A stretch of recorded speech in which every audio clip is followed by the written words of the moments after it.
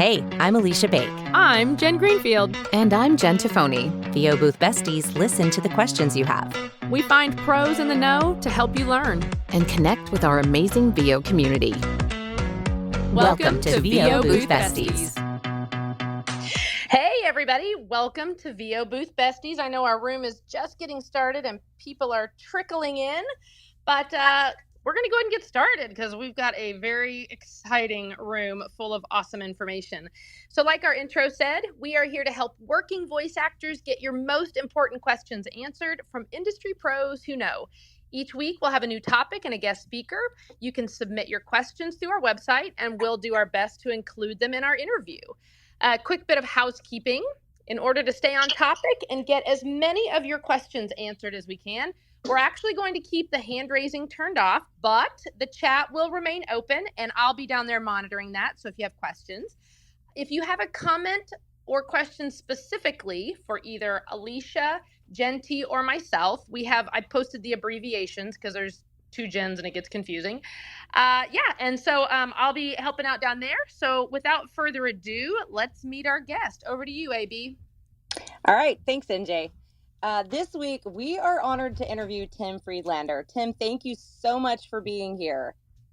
Hey, what's happening? Good to be here. Awesome. Tim is an award-winning Los Angeles-based voice actor, just in case somebody out there doesn't know him. He is a studio owner, advocate, and educator. He's best known for his work on Hunter x Hunter, One Punch Man, and as Longcaster in Ace Combat 7.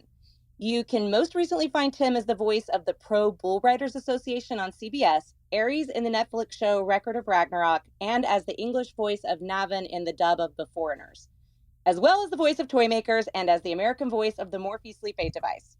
Located in the Hollywood area, Tim works out of Soundbox LA, and as of 2022, Tim is the founder and president of NAVA, the National Association of Voice Actors, as well as the co-owner and editor of the Voiceover Resource Guide. Whew! Tim, do you sleep? I was just taking a nap before this started. Yeah. No, totally fine.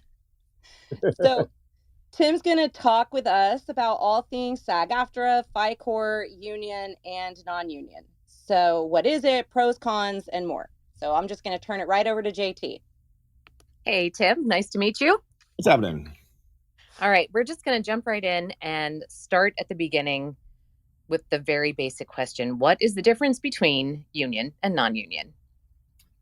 Great question. If you are union, generally refers to being a member of SAG-AFTRA. In this case, when we're talking about voice actors, and non-union means that you're not a member. Simple. Okay. So the biggest difference, obviously, is that, some jobs are union only and others are non-union. In 2023, is there an advantage to being union or non-union? I think it depends on the genre that you're working in. Some genres have the advantage of having more access if you're a union actor. A lot of times animation, other things along those lines are looking primarily for union actors. And so if that's your goal, then that's a great place for you to be. And there's a lot of other that are primarily only hire non-union actors. So that, is an advantage in that sense of where you would be. There's also convertible jobs, which we'll talk about, I guess, at some point, and yes, non-jurisdictional jobs as well. So it's a little bit, more than just a binary union, non-union conversation. But those are generally the two, that we refer to. Okay. So looking at SAG-AFTRA for a couple of years myself, it feels like the chicken and the egg. You have to be union to get a union job, and you have to get a union job to get in the union. So what is the process? I mean, you don't actually have to be a union member to get a union job. Anybody can audition and book a union job and work under a union contract. If you are not a member of the union, then you'd have to do what's called a Taft-Hartley and get a waiver essentially to work on that job. And then once you've booked 3 jobs, then you become a must join, or you'd have to then join the union at that point.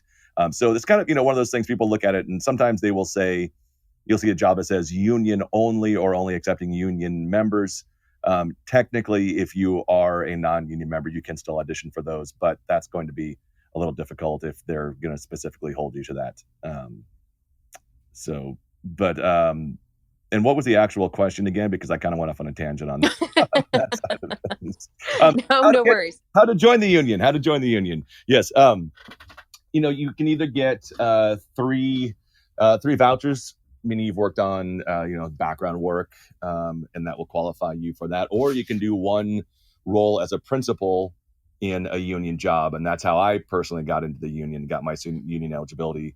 One union audiobook as the principal narrator will qualify you as to join the union, and that's what I did. I had done an audiobook, and that was my qualification that made me SAG eligible. Okay. So you mentioned 3 non-principals. Is it difficult to get the agency or the producer to agree to do a waiver for you? Sometimes, and then just to clarify, I'm just a member of SAG-AFTRA. Uh-huh. You really want to know these things, there's a whole voiceover department that can answer very specifics on this. This is just my experiences, obviously, having worked in SAG and with various other parts of SAG for years. It depends. And Taft-Hartley, some productions are open to it, some push back against it for some reason. A Taft-Hartley is 1 extra page, 1 extra document, and 1 extra signature. There's no fee. You don't get charged extra. There's no fine for hiring somebody Taft-Hartley. But it just seems like it's more work for it to get done. Background work, a lot of times, if you get a lot of people who work on camera can work background, and they'll become friends with somebody, or they'll get bumped up and they'll get a voucher at that point that lets them essentially get 3 vouchers will then qualify them for SAG eligibility. Okay. Are there membership levels within SAG? Not within SAG. No. Once you're in. There are different joining fees depending on where you live in the country and what local you join. Okay. If you join in Los Angeles, it's more expensive than if you were to join in Portland or Seattle or some other part of the country. But once you're in the union, there's no different membership tiers within the union. Okay. And then the FICORE question is next on our list. Yes, it is. So just FICORE in general. Yeah. If you can explain to everybody what FICORE is. FICORE is financial core. It was a Supreme Court decision, I believe around the 50s or so, that certain people didn't want to pay dues into a union if those funds were going to go to support political causes or things that they didn't support. And Supreme Court decision, which allowed you to become a fees-paying non-member of the union, which allows you essentially to work both union and non-union, but you give up your rights to vote, you give up your rights to saying you're a member, you give up your rights to taking classes, running for office, various other things that you can do within SAG-AFTRA. But it is a federal Supreme Court decision that applies to all unions, not just SAG-AFTRA. Okay. So, and I had another question that spun off of that. Yeah.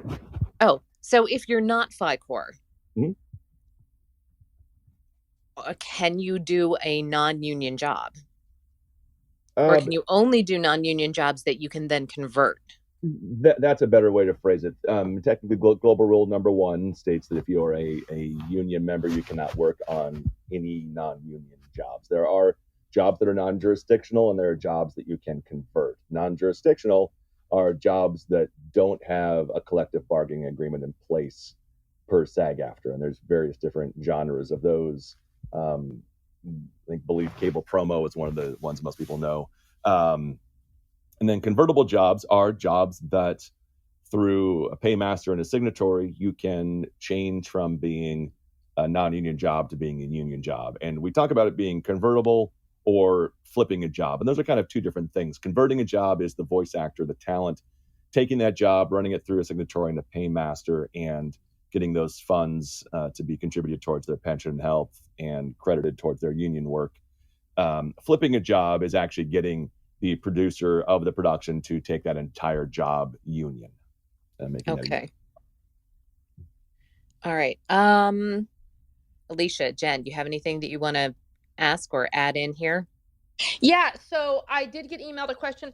How much is it to join SAG? Is there a fee to do FICORE? What does that look like? What should we be expecting? Yeah, there are fees to join. I believe in California or Los Angeles, about 3,300 or so, maybe 3,600. One-time fee that you pay when you join, and then on top of that, you pay dues throughout the year on base dues, and then the more you work, you will pay dues on the amount of work that you do as well. Depending on where you live in the country, if, like I said, Portland and Seattle, there's 1,600 or 2,000 or so up there. However, one thing to keep in mind is that if you join in Portland, you come to California, Los Angeles, do a job in Los Angeles, the union is going to make you pay the difference in those signing dues if you work in Los Angeles. So you might have joined in Portland for $1,500, but if you come to Los Angeles and do a job in Los Angeles, you're going to have to pay that difference of approximately $1,500 or $1,600 in order to do that job in Los Angeles. Now, if I'm remote, how does that work? Is it based on where I'm located? Based on where the work is done, and that's generally across the board for like payroll, taxes, and everything. So you may work for a company in New York, but if you're based in Orlando, then your payroll taxes are based on your work location. Then I think one of the things we kind of toss around, and Tim, I know you know this, in our audience, we've got a real mixed bag of different levels of people in where they are in their career, in their journey. So you talk about converting work. Can you maybe take a few minutes? Let's talk about that. What does it mean? How do I do it? Who do I contact? Just that aspect of it. Yeah, we'll take corporate educational industrial non-broadcast, which is one genre, is generally the easiest to convert. It's has a low scale pay that you have to meet, and there's less kind of red tape and regulations to get through. Because it's non-broadcast, there's no residuals. Usually there's one talent working on that at a time. So there are, and this is on different signatories websites, paymasters on the union website as well, on the SAG-AFTRA page, are a list of all of the scale rates. Those are the minimum rates that a talent has to make in order to convert this job. And if what you're going to get hired for, a non-union job, meets this minimum rate that you will get paid according to the union scale, then you can go to a signatory and a paymaster and ask them to convert this job for you. They will bill the production on your behalf, and they will factor in payroll taxes, pension, health fees, signatory fees, and take all of that and cut you a check, contribute the money that you would receive for pension and health and payroll taxes to the appropriate places. And that's essentially converting a work. So you can take that job, which was originally non-union, you've now contributed part of those funds that you made from that into your pension and health, and allow that job to be converted into a union job. So there's, again, just generally speaking, there's no rule of time in business. There's no, if you meet the requirements to fulfill a SAG job, you can join. If you can get, there is, if you can work on that job, if you're a non-union voice actor and you get an audition that says this is a union job, you can audition for it. If you book the job, they'll write you up, you do a Taft-Hartley if you're not in the union, and you now would essentially at that point become union SAG eligible if you worked as a principal in that job. So there's no necessarily proof of skill, years in business, a certain amount of money that you have to make to qualify to be considered a professional voice actor who meets the union regulation or union requirements to be in SAG-AFTRA. Is there a minimum amount of union work that you need to do in a year to retain your union membership? Not to retain your membership, no, but there is if you want to qualify for health insurance. Okay. It's approximately $27,000 a year, so it's changed this year. I have to look at the numbers and see. And that goes year by year, so you have to keep qualifying each year in order to keep your health insurance. And that's quarterly? It's calculated quarterly, and then it runs on a yearly cycle. So you have to, over a yearly cycle. If you're through quarters qualified, then yes, over the course of a year, you would have to keep that. All right. Aleesha, did you have something? Yes. So I was curious if you could explain in greater detail what a signatory is and what a paymaster is. I mean, you said that they're the person who figures out all the math, basically, right? And where all the money should go. Yeah, that'll be a paymaster. A signatory is essentially signing on to enforce or to handle the SAG-AFTRA agreement and to ensure that the production itself meets those requirements. That if you're if you're recording in a studio, that there are appropriate things in place for COVID compliance, that the voice actor gets paid on time, that the payment is going to be the correct payment. If there are any residuals need to be paid down the line, they're the ones who calculate and handle that. A paymaster handles the actual financial transaction. So they'll be the ones that calculate the pension health contribution, calculate payroll taxes, handle collecting money from the production and processing the money and sending that check out to the talent. So for example, we're a signatory and we work with a paymaster who handles all of our finances for us. So we are the ones who are signed. I'm personally signed to the SAG-AFTRA agreements, so that I'm the one who's responsible for making sure all of the contract, all the parts of the contract are met. And then we have a paymaster who ensures that all of the money comes and goes and gets contributed to the right places. So what do we owe Tim Friedlander to be our paymaster? Like, surely there's a fee. Yeah, our signatory services, we charge 10% of talent payroll. Other places charge 7, other charges charge 20, depending on where you go. We essentially, what a signatory does in this play is that we can handle all of the communication, all the contracts, everything that has to handle with dealing with SAG, with getting all of the paperwork in, getting production IDs, getting the job cleared so that you can actually work through SAG-AFTRA, so that the producer doesn't have to do that. Okay. And that seems to be the big thing. The producer just doesn't want to, doesn't want to have to go through that extra sheet of paper. Yeah, there's a lot of stuff, if you're a new producer, trying to figure out where to go, who to talk to, which rep to reach out to is difficult. We've been doing this since 2018. It's about 4 or 5 years. So we have relationships with our reps at SAG-AFTRA, so that we can call somebody, we can ask questions, we can get information, we can, sometimes get a job cleared quicker than somebody who's just, calling out of the blue to try and get access to something over there.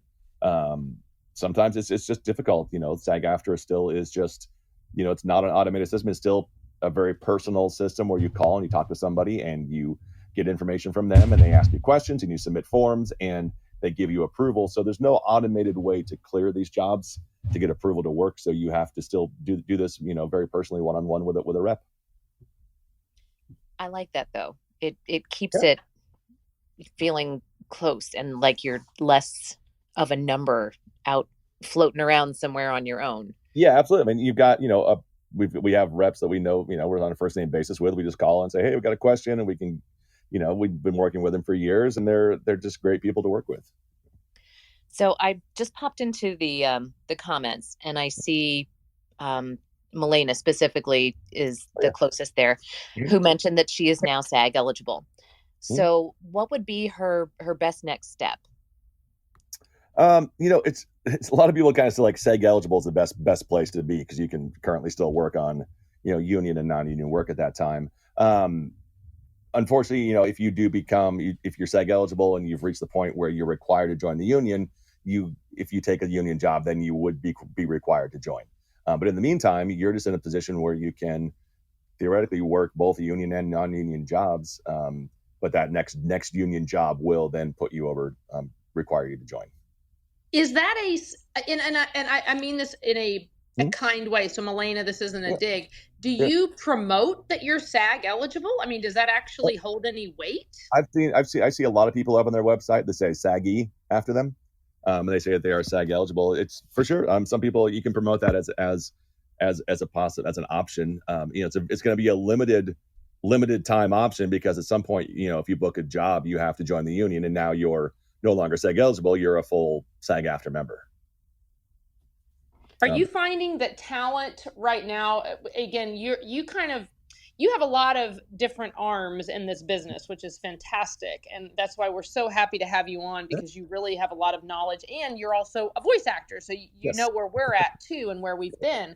Yep. So are you finding that there, a lot of production companies are pushing non-union work? I mean, is it, aside from, this sounds so silly to say, aside from the benefits of being in the union, but it seems like there's just a lot of non-union work right now. Do you see that people are really pushing to try to join SAG still, or are they kind of actually holding back a little and maybe just trying to kind of make their way through the non-union world? I mean, that's a tough one. I mean, there are, it is very, very viable to have a six-figure income business in the non-union world. A lot of this, there's a lot of history in these decisions to join union or stay non-union. This rise of non-union work came about kind of out of the commercial strike of 2000. Before that, you wouldn't have found much non-union work, if any non-union work, or any viable non-union work that was respected. I think the first non-union voiceover agency launched in Los Angeles in around 2001, 2002. That was actually a non-union voiceover agency. I think it's economics, market economics. People are going to find that it's quicker, faster, not necessarily cheaper to hire non-union talent than it is to hire union talent. But I don't necessarily know that I see. In some places you see it being pushed. Some places it's just, hey, we couldn't get this through SAG-AFTRA in time, so now we have to do this non-union. So let's go non-union. If we can get it through union next time, we can. I see companies back and forth that some are non-union, some are union for the same company. So, that's really kind of hard to tell. I think there is still a pride in joining SAG-AFTRA for those who have tried to make that a goal in their career. There's still definitely a pride in there. But I don't know. That's a tough question. I mean, union, non-union, FICORE is such a personal decision that's really contingent on your life and your career and where you are in your business. That sometimes it's not necessarily a choice that's just more beneficial to stay non-union, or it becomes immediately beneficial to go SAG-AFTRA right away, or it becomes extremely beneficial to become FICORE. So a really fantastic question in the comments in the chat section was, so I'm SAG eligible and I get the SAG job, and SAG holds out their hand and says, write us a check, please. And I go, oh my gosh. Yep. Is there a payment plan? Do you take credit cards? There's some people wondering, like, when you get hit with that, bill, how does that work? When I paid mine, I paid mine over 3 months. They had a payment plan. They also work with, I think it's a SAG-AFTRA credit union that you can set up payment plans with them. But there are options. They're not trying to make anybody go broke by joining, but you do have to pay. So yeah. And it was my understanding too that a lot of actors will go FICORE because they want the flexibility of being able to work for non-union jobs too. Yeah, that's definitely one of the reasons why a lot of people do. There is one of the things that I think that is important for people to know is that these jobs are convertible, and there are some that are non-jurisdictional. So, if you really explore that before you decide to go FICORE, that may change your decision. But, FICORE is an extremely viable career choice for a lot of people who are working in all aspects of voiceover, for sure. So, actually, I'm just going to answer JD's there, because it's a good question. If you join FICORE, can you switch to SAG to regain the benefits? You actually don't have to be in the union to get the benefits. If you work under a union job, under a union contract, you get those benefits that are afforded to you under that union contract. So you could work one job, the first job you ever do, could pay $100,000. You would get those union benefits. You would qualify for health insurance because you would meet the minimum. You probably would want to go into the union at that point. If you are FICORE, you still get the healthcare benefits, the pension and health. That doesn't go away. So being FICORE, you retain those benefits. You just don't have the benefits to be able to, when I say benefits, the benefits to run for office or to vote or to get screeners or to go to the awards or to go to any events offered by SAG-AFTRA. But you still get the pension and health benefits. Excellent. Thank you so much. So if you jump back in the chat, so Brett asked, does union translate from voiceover to film acting? I mean, SAG is SAG. Is that accurate? SAG is SAG-AFTRA is SAG-AFTRA. Once you're in, you're in. And whether you're, a singer or a background actor or a film actor or a voice actor or a dubbing, any of those songs, voiceover, SAG-AFTRA members are SAG-AFTRA members, regardless of what art you work in. Okay, and then we've got, let me see, one more. Jen asked, how does this process work in the promo world? I mean, you may have touched on this. I'm sorry if you did. Is non-union promo convertible? Sometimes, possibly, maybe, no, yes. You have to really check. That's kind of the answer for every job that's convertible. Some of the, every job, if it falls under a contract and meets a certain rate, then it is potentially possible to be converted. You have to convert the entire project. So why co-ed industrial is usually easy to convert is because usually you're the only voice actor in the project. It's not going to be used outside of a private platform, or not publicly, at least. That makes it easy to convert. The other things that are to think about is that if there are multiple actors in the job, you have to convert all the actors. So a lot of times you could potentially book a job that pays $1 million, but if there was an on-camera component and the on-camera was non-union, you can't convert just the voiceover to be union. And there's also a question about how to find the SAG rates. All the SAG rates are on SAG-AFTRA's website. There are pages and pages of rates to sift through, and some are contingent on where you work and how long it airs and what platform it's going to be on and what the budget is. And this is where a signatory comes in handy, because you can call us, you can call Falcon, you can call DG, you can call Production Payroll Services, any of these other signatories, and say, hey, I've got this job. This is what it looks like. What contract will it fall under, and how much do I have to make in order to convert this job? I am so glad you guys are out there. This is like spaghetti. Yep. All right. NJ, we are at the halfway mark here. You know what? Holy moly. Okay, yeah, we've done it. Congratulations. We're there. So we're at the half hour. Let's do a quick room reset. If you've just joined us, we are VO Booth Besties. Our goal is to help working voice actors get their most important questions answered by an industry pro who knows.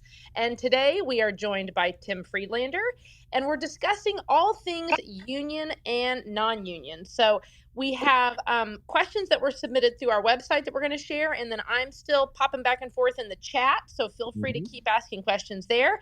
And let's get back to it. So JT, back to you. All right. So some of the questions that we got through email this week, Stephen Blair asked us, if you book a job in Europe, or let's say you're outside of the United States, does Global Rule 1 apply? Short answer, if you're a SAG-AFTRA member, yes. You should be working anywhere you work in the world. You should be working under a union contract. But the reality of that, in your particular state, country, where you happen to live, you would have to look at it kind of on a case-by-case basis. But short answer is yes. Okay. Susan asked, SAG question, once you qualify for SAG, do you need to requalify yearly to stay a member? I think we kind of touched on that. Nope. Once you're in, you're in. Okay. There's you don't continue paying more. Yep. And then she also continued with, once you're in, Yes. You just stay, and it's the annual dues every year. Yep. And then there's 2 FICORE questions that follow that actually are really good. Okay. And there's a couple of questions here in the chat too that I want to get to. So this FICORE is interesting. So FICORE, this one question, I'm not SAG. I do some on-screen background work as well as VO. On-screen, I see that the SAG people are paid more and get better food. For VO, I want my bill to be FICORE. Does it make a difference being FICORE with on-screen camera work? So the FICORE is a very contentious choice for some people who are union members. They can sometimes look at it as scabs or anti-union. It's much more prevalent in the on-camera world than it is in the voiceover world. It is, first of all, a Supreme Court decision that is actually protected by the First Amendment. So you have the right to declare FICORE if you like. You do not have to tell anybody that you are FICORE. If they ask, you are the only requirement is, are you eligible to work for a SAG-AFTRA job? Or are you not eligible? So that kind of is where it is. It tends to be more, it can be more contentious in the on-camera world, but in voiceover, it is much more common for voice actors to be FICORE. But I also couldn't tell you who is FICORE unless they've told me. And I couldn't tell you even the people that we've converted jobs for if they were FICORE or not. All we know is that they're eligible to work union, and that's it. Yeah. And yes, yep. And as Karin says, you cannot list yourself as SAG-AFTRA on any of the sites. So you do have to, at that point, if they do ask you, if there's a site that says, are you union, non-union, or FICORE, you would, at that point, check the FICORE box. But you are eligible to work on union jobs. In your experience, have there been producers who just say, I really don't want to work with you if you're FICORE? I have not personally seen that, but I'm sure there are, and I'm sure that there are in the on-camera world. I'm sure that that's relevant. I'm sure that's prevalent in the the non-union world as well. I mean, in the voiceover world as well. You can't deny somebody, and this came directly from this did come from SAG-AFTRA, is that you can't deny somebody an audition or a job strictly because they are FICORE. So you couldn't audition somebody and say, sorry, we are not going to give you this job because you are FICORE. However, you could say, we decided to go in a different direction, and right. That's possibility. But specifically saying we will not audition FICORE members, we will not hire FICORE members is actually, according to SAG-AFTRA reps, not something that you can do. So that's very interesting, because I notice in social media that a lot of people will put their SAG-AFTRA, in their header, in their profile. Yep.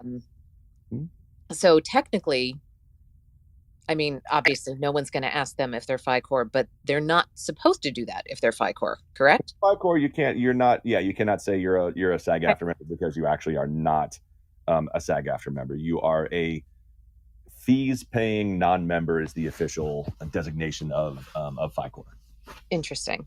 Very interesting.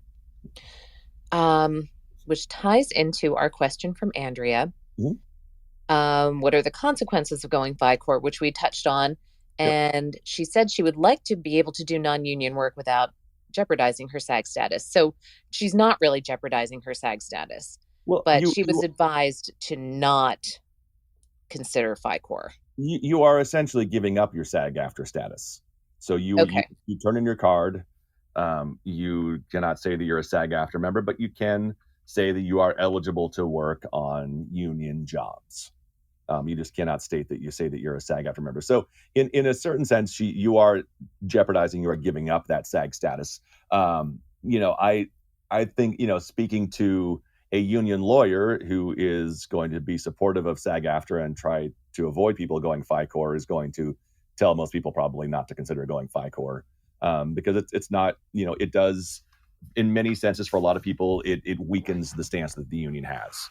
It takes people away from the union who could be supporting the union. But, I think it's important for people to look at what their business is, and FICORE may be the right choice for your business now. And it may be something that you have to do that's going to feed your family and pay your bills and get you through the work and get you to the point where you can go back into being a SAG-AFTRA member. You can petition to get your SAG status back. You do have to go before a board and petition and request that back. But that is a possibility. That was my next question. Can you go back if you've gone FICORE? You can. You can't go back and forth. It's not right. You couldn't jump in and do a job here and then go FICORE to do this job over here and then jump back in for a union job. Once you go, you pretty much stay. And that I've known only a couple people who have transitioned back from FICORE to SAG-AFTRA in the VO community. I'm sure there's more in the on-camera community who have made that jump back in, but currently you can't jump back and forth. Yep. All right. NJ, I know you've been monitoring the chat, and I'm guessing by the number of of chats I see. Okay, so hold on. She said, hold on. How do you convert a non-union job to union if you're used to getting a loan out towards your corporation or LLC? I actually don't understand that. Maybe you do. Yep. Yeah. So when you're as a voice actor, you can either you can choose to be paid as an employee. So they will pay you. You'll do a W-2, W-4 form, and you'll get paid as an employee. You have payroll taxes, or you have a corporation or an LLC that you work under, which is called a loan out. And essentially, what you do is your company loans you out to the producer to do that job. However, when you convert a job, you just choose how you wish to get paid. If you wanted to run through your business, you can get paid as a business. If you prefer to run as an employee, you can get run through as an employee. Okay, great. Talk to us about right to work states and how that plays into this. I saw that one. It's a tough one because there are, theoretically, if you're in a right to work state, or technically, I guess, if you're in a right to work state, you can work union and non-union jobs. However, some people, some that I have heard from, are saying that it actually only refers to the employer who's hiring you within that state.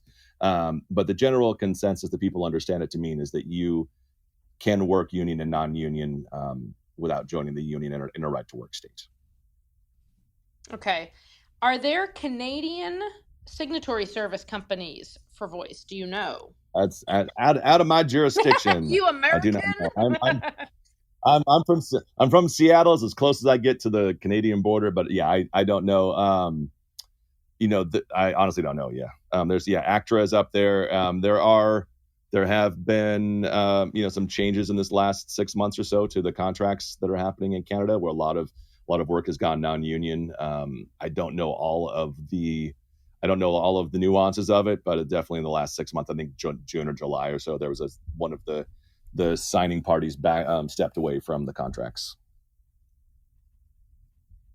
But I would reach out to who's up there. Tada VoiceWorks might know some of those. Somebody in that area would probably know how that works. And I'm sure if you reach out to some of those agencies and just, let them know in your email subject line that you're not looking for representation, you just have some questions. Yep. They'll go ahead and answer those questions for you. Yeah. We do have a question about non-jurisdictional. I want to touch back on here that Casey was asking. So non-jurisdictional is any project or genre that does not have a collective bargaining agreement in place for that contract and that job that you're working on. That could vary. So if there is no collective bargaining agreement in place, it becomes it's a non-jurisdictional job.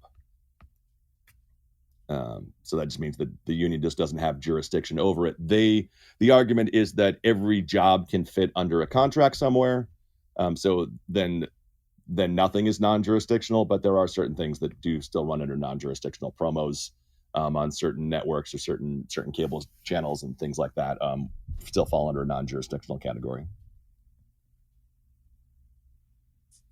Oh, okay. So earlier we were talking about if you live in Portland and you're doing a job in LA, even if you're doing it remotely, it falls under the LA jurisdiction. Not if you're doing well, it depends on where you are. If you're physically in Portland doing the job, then the job was done in Portland. Okay. Regardless of where the other side is. If you go to Los Angeles and do the job in Los Angeles, now the job takes place in California. Okay. And does that work for out of the country as well? I mean, like if I go to UK, like go to the UK and I work in the UK. Yeah. Yeah. I mean, you would be under then the payroll taxes and tax laws of that jurisdiction where you physically did the work. Okay. I wasn't sure if it, reached into other countries. It does. A lot of it has to do with payroll as well. I think when you're in another country, unless there's a SAG-AFTRA local in that country where you are, you would just be paying the dues of where you signed up in that case. Okay. Yeah.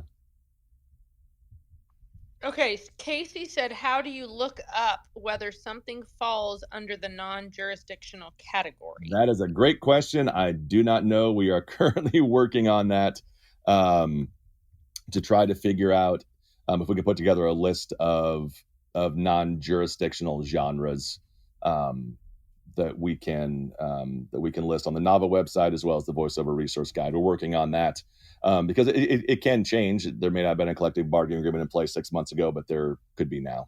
So, Aleesha, what do you got? Well, I was just had somebody messaging me a question to ask. We're curious to know if someone is working if someone lives in a right to work state, where would they even find union work to be able to then do union work? If you don't, yeah, that's the question. Yeah, I mean, union work is everywhere. I mean, there are you don't have to be in a state. You can be in a right to work state and still have union possibilities, union work that's there, because you could work for, there could be companies that want to go union and prefer to do that, or that are historically union jobs. If you are in a right to work state, you can work union jobs. You can work, a lot of times you'll find if you have regional agents, those regional agents will have union work, California or New York. But yeah, I mean, primarily through an agent would be where it is. It's the union work primarily goes through agents. You're not going to find that much you're not going to find that really on a platform. Some platforms may have it, but primarily the union work goes through an agent, and that work you can do regardless of what state you're in. Gotcha. That makes great sense. So really, someone seeking union work in a right to work state, they would need to seek that through an agent. And even, I mean, in pretty much any state, I mean, the union work still primarily goes through agents. That's where you'll find the union work. Good to know. We did have another question that came in and said, do you know where iHeart, Pandora, and Spotify stand when it comes to jurisdictional versus non-jurisdictional, I talk for a living, VO work? They're all slightly different. There are, depending on what type of spot you're doing for them, some would fall under a union contract, and some may fall under a non-union or possibly non-jurisdictional.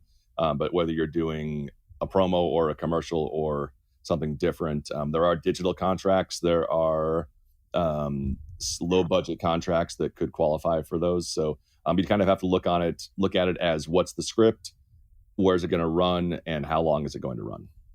And then those could kind of tell you, because iHeart, Pandora, and Spotify are all going to have completely different platforms, different usage, different reach. And we're in a streaming world that the contracts haven't quite caught up to the streaming world yet that we exist in. That's what I was just going to say. I just heard the other day that the usage and the reach now on the streaming platforms has just surpassed traditional broadcast television network coverage and I reach, and wouldn't doubt it at all. Yep. Which, in my opinion, means we're going to start, I hope, seeing some rate shifts at that point. And it's digital, so it's easier to track. You can track every single airplay. You can track every single usage. You can track every single thing about that spot that you did. So, I think this kind of shift to digital or streaming can be really beneficial in our ability to track and know where our work's being used. And that's, I know I'm getting off topic because it's not really, it's a rate discussion now. It's not a union versus non-union thing. Yeah. But yeah, I think that's something that is going to have to be addressed based on, if you're on YouTube, you see how many views that video had. Correct. Yeah. Yep. So yeah, I think rates are going to soon, I hope, have to follow suit. I mean, it's much more fragmented. I think there's more, you're not getting a bunch of people watching the same thing at the same time. And I think that kind of dilutes things slightly, but you still do have a ton of eyeballs on things, and exactly how many were on and for how long they were on, what they watched, you know it all. It's a little scary, frankly. Yeah. let me I ask just put something. a post out for any more questions. Oh, I'm sorry, AB. That's all right. That's good. I'm hoping we get some more. I would love, I'm getting some comments directly that it is a little overwhelming, especially for beginning voice actors or somebody who maybe has never worked much outside of pay to play. If you could just pretend like you're explaining it to my 12-year-old, just give us a basic understanding of what it means to be union and why someone might wish to make that leap. Sure. This is where I'll put a little plug in for NAVA. This is one of the things that we're, and Karen Gilfrey is here in the chat, who's our vice president. One of the things that we put together was this Pathways initiative that is, because it is very hard if you are not in the union to get information about joining the union. So in NAVA, we're trying to help people navigate this process. You have the benefits of each of them. I mean, each of them, the three, union, non-union, and FICORE, have pluses and minuses to all of those. If you join the union, you have protection. You have protection over your contracts. You're going to have guarantee of getting paid. You have legal team that can go after those. You're going to make sure that you are physically safe. If you're on camera and you're on a set somewhere and you're in a dangerous situation, you have safety and security in that sense.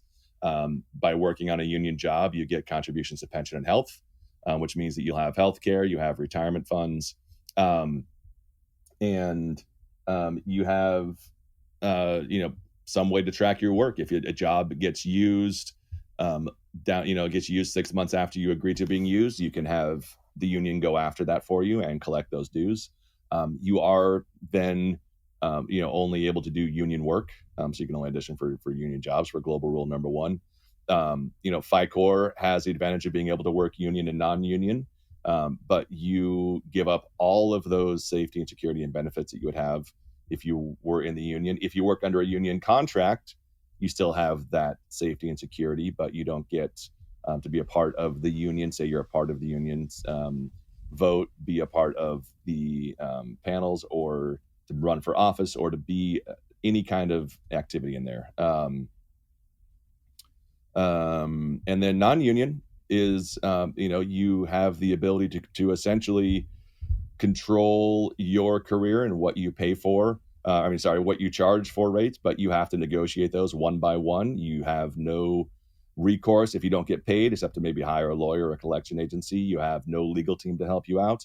But you can decide the jobs that you can take. You can decide how much you work for. You can negotiate those in and of yourself. And you then have to pay your own pension health. You have to pay for your own health insurance. You have to pay for your own retirement. But there are, many, many ways to make six figures in all three of these categories. And what's hopefully important is which one of these is going to work best for you in your business, in your career, and your family at this given time. None of these are permanent. You can change and move from one to the other as your career grows and changes if you need to. That wasn't for a 12-year-old, but that's as close as I could get.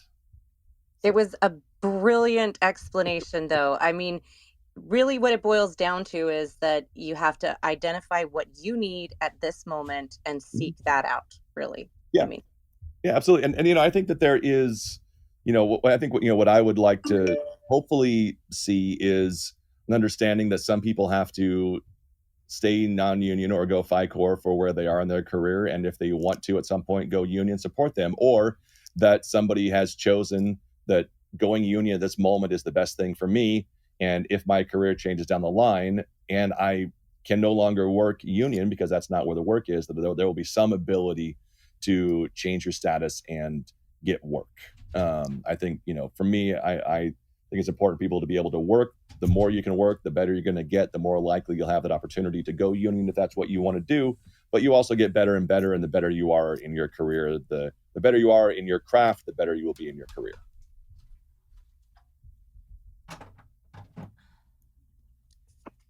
All right. And I see in the chat, we have a question from Geddes, Yep. who actually, he posted this on LinkedIn earlier today too. Yep. Can you address his question a little bit What there? does it take to earn yourself to be in the union? That one there? Yeah. You have to work under a union contract. You have to get either a voucher. So if you're, a lot of background actors can just work on a job. There's no skill requirement. There's no artistic requirement. There's no proof that you are good at what you do. By that same token, there's no, proof, once you get in the union, you're not going to get kicked out because you're not at a certain ability. But you can definitely, you just have to become SAG eligible by either working under a union contract 3 times or by getting one principal role on a union job, which as I said earlier, one union audiobook will qualify you to join the union. Thanks. I know we have a couple people, who jumped in a little bit later in the conversation and missed some of those first things. Yeah. And Karin, of course, has come in with a brilliant question for you. What happens if you're union and you work off the card? Nothing if you don't get caught. But if you do get caught, you have to go before a committee. You have to basically tell them why you did what you did and what happened. And there's a possibility that you could get your card revoked.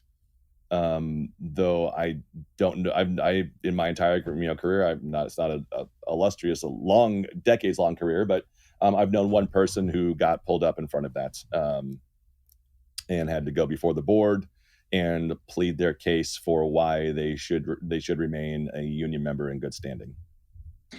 So I guess that really kind of speaks to the FICORE issue. Mm-hmm. If you feel that you need to take a non-scale job, then maybe FICORE is the answer at this point in your personal situation. FICORE might be the answer to go. I think we don't talk about working off the card much because there are other I think better options than that. But again, this is your career, this is your life. And as long as you're educated to know the ramifications from all of these, I will leave it up to everybody to make the best decision for what's right for them. What happens to your non-union client if it's discovered that one of their actors on a project is a union member? They could theoretically get fined, but it would come back on the voice actor itself, unless you know the answer to that question, Karin, yourself. But it's kind of up to the talent to know that as well. But they could potentially get fined in there. And actually, it's a good question. I don't fully know what happens, Karin, unless if you have to know the full answer to that one, that would be great. Flip a job or recast. Okay, yeah, there we go. Yeah, they could convert the job, or they may have to no longer work with. They could no longer work with that voice actor. Yeah, because they couldn't hire a union voice actor. Yes, you are correct. But I just think that speaks to the integrity of the voice actor too. I mean, I feel like at least who I am acquainted with, everyone's above board. I mean, they want to do it right. Nobody's trying to be sneaky or, No, I mean, I don't think anybody's trying to be sneaky. I think there is a lot of misinformation about what your options are. So people feel that they have to be sneaky when I think there are possibilities, options out there for voice actors specifically. The on-camera world's a different world in the way that it's kind of handled and how visible it is, and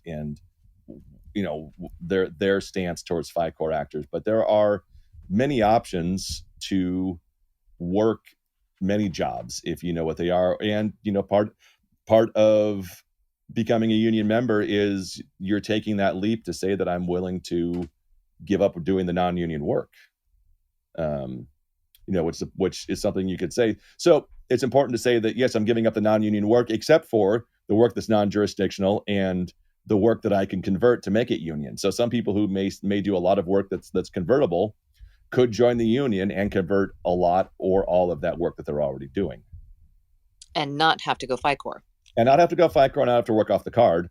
Or, if you are working in a lot of work that it's not, that's not convertible and is work that you have a massive business in, then you can go, go FICORE. Yeah. And somebody shared the FICORE page, which is hard to find on the SAG-AFTRA website. They don't have a link to it unless you really search for it. SAG-AFTRA, the information on there is going to be, bias pro union for them. So they're going to, be a little skewed. Hopefully we try and give the information as clearly as possible so that you can make the choice for you to best work for you based on that. I don't personally advocate for any of those paths. I think it's up to for you to decide what works best for you. And if you're educated about it, then you can plan something out to say, great, I'm going to do this here. When I reach this milestone, I'll change this over here. When I do this, maybe I'll move over here and do this. So you have those options. And going back to the tail end of the off-card question, you know, if you're not sure, that's what your local is for. Yeah, that's what you're reach out to them. Yeah, reach out to them. You know, you can ask the producer, you can ask your agent, you could ask, reach out to the local and you can find out. And they'll tell, everything. They can tell you whether something's, has a signatory and is going to be a union job or not. Is that what you're asking? Like, or is that what you're saying? Like, you could reach out to them for that information? Yeah. Let me go back into the chat real quick. I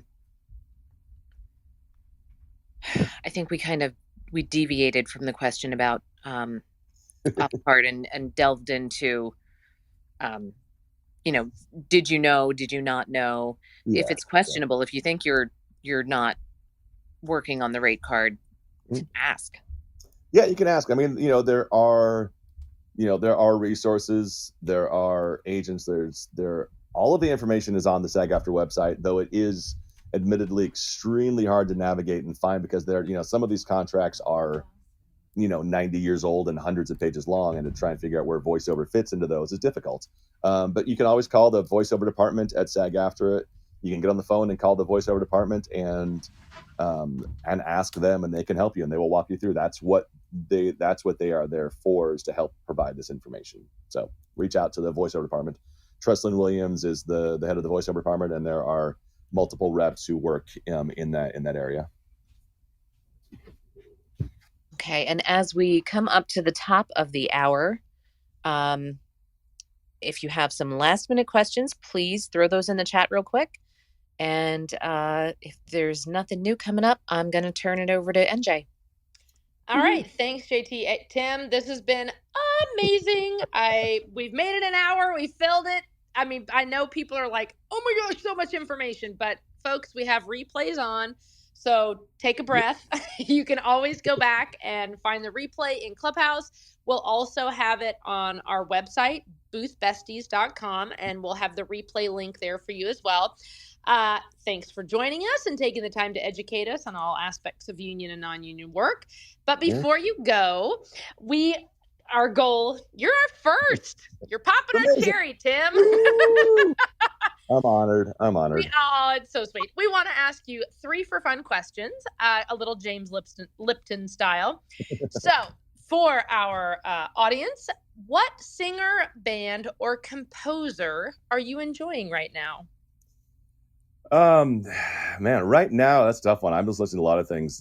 Danger Mouse, Perfect Circle, Silence. I really like Silence these days. It's nice to turn things off when I sit with headphones all day. But my favorite, Silence wasn't a band. It's just literally silence. Silence, as in no sound. But I'm a big fan. Pearl Jam is one of my all-time favorites, and then I'm a big fan of Anton Dvorak, composer, who I just love his work. Yeah. All right. Any podcasts that have caught your ear lately? I have never listened to a podcast in my life. Stop. Stop. Okay. Not want to listen. Yep. All I right. want to sit in silence. I get on my motorcycle and ride in silence. Okay. Well, now I just got to ask, what kind of bike do you have? I've got a Harley, a Softail. Nice. All right. Lastly, what is your favorite dessert? Strawberry cheesecake. Nice. All right. Thank you. All right. Over to you, AB. All right. I just want to give a huge thank you to everybody in the audience, especially Karin for jumping in and helping answer questions in the chat as well. We really appreciate all of you. We are super excited to share that next week we're going to have our guest speaker be Scott McCarthy.